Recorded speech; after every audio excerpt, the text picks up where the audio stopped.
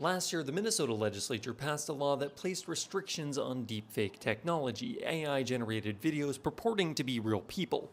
As with any new law, it needed some tweaks. This year we came back and we took some time to think about, is this bill doing exactly what we want it to do? And making sure before we go into an election season that it's as tight as possible. This past spring, lawmakers like Senator Aaron May Quaid expanded the deepfakes law in a few ways, each providing more clarity to that original law. The original law bans dissemination of deepfakes in both a sexual context and to try and influence an election.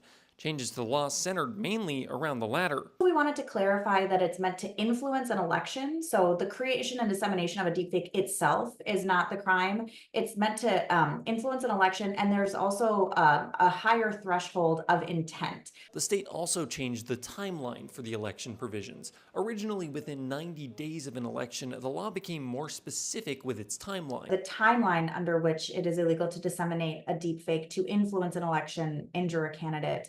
And that is when early voting starts. The initial bill and this year's changes had broad support across the board. Seeing what can be done with these deepfakes is pretty disturbing for the most part.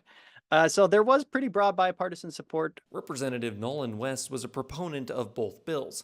Like May Quaid, he sees these provisions as a good starting point. It's a good baseline. We'll see if eventually a case will probably come up and then rubber meets the road. We'll really find out how it works. Reporting in St. Paul, I'm Quinn Gorham.